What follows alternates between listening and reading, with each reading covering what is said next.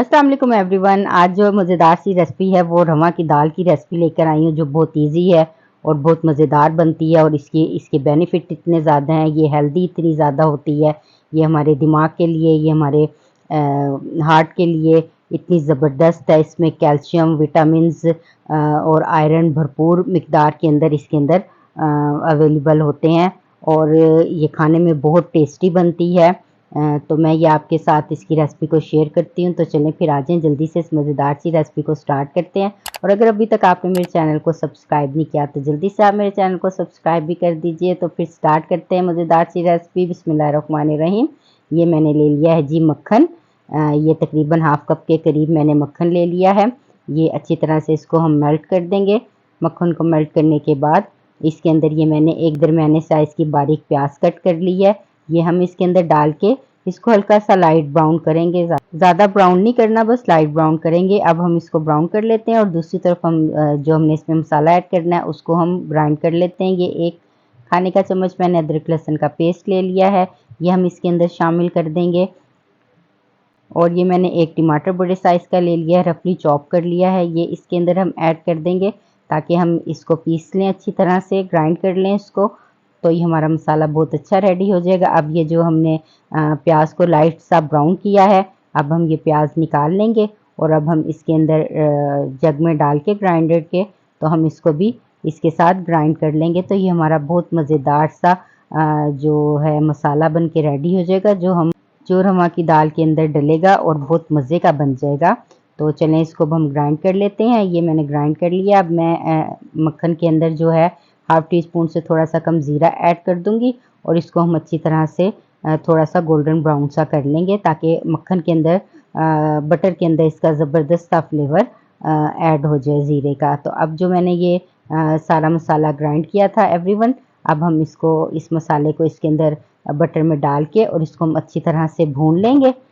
ये देखिए, बिस्मिल्लाहिर्रहमानिर्रहीम।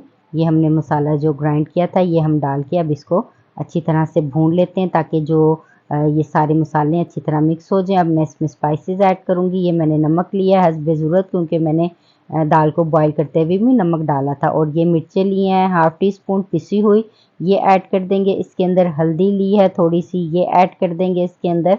और हम इसके अंदर ऐड कर देंगे 1 टीस्पून मैंने पिसा हुआ धनिया लिया है, ये ऐड कर देंगे। अब इन तमाम मसालों को इसके अंदर जो हमने मसाला पीसा है, ग्राइंड किया है, इसके अंदर अच्छी तरह से मिक्स करके इसको भून लेंगे। तो एवरीवन, इधर ये मैंने रात को दाल को सोक करके रख दिया था, सुबह मैंने इसको बॉईल कर लिया और ये बहुत ज़बरदस्त सी दाल बॉईल हो गई है। ये बहुत हमारी हेल्थ के लिए बहुत ज़बरदस्त है, ये हमारे ब्रेन के लिए बहुत अच्छी है, हार्ट के लिए हमारे अच्छी है। और इसमें कैल्शियम और इसके अंदर फाइबर बहुत ज़्यादा मिकदार में होता है। और ये मैंने देखें इतनी अच्छी ज़बरदस्त सी गल गई है। और आप इसको स्पून के साथ बॉईल भी खाना चाहें तो ये बहुत अच्छी है। जो लोग डाइट करना चाहते हैं उनके लिए ये ज़बरदस्त है। खाली दाल को आप बॉईल करके इसको आप खा सकते हैं। तो ये अब हम इसमें ऐड कर देंगे। बिस्मिल्लाहिर्रहमानिर्रहीम। हमारा मसाला भुन गया है, ऑयल भी निकल आया है। अब हम ये सारी रवा की दाल इसके अंदर डाल के और इसको अच्छी तरह से मसाले के साथ मिक्स कर लेंगे ताकि मसाला और रवा की दाल अच्छी तरह मिक्स हो जाए और बहुत अच्छा फ्लेवर इसके अंदर आ जाए। तो ये देखें एवरीवन, ज़बरदस्त सी हमारी दाल पक के तकरीबन रेडी हो गई है। अब मैं इसके अंदर शामिल कर दूंगी हाफ़ टी स्पून पिसी हुई ब्लैक पेपर, ये इसमें शामिल कर देंगे, इससे बहुत अच्छा फ्लेवर आ जाएगा। और ये हाफ़ टी स्पून गरम मसाला है पिसा हुआ, ये भी इसके अंदर ऐड कर देंगे, बहुत अच्छा फ्लेवर आएगा दाल के अंदर, कमाल का मज़ेदार लगेगी। और अब मैं इसके अंदर कट की हुई हरी मिर्चें थोड़ी सी ये ऐड कर दूंगी और अब मैं इसको दम पे रख दूंगी 2 से 3 मिनट के लिए।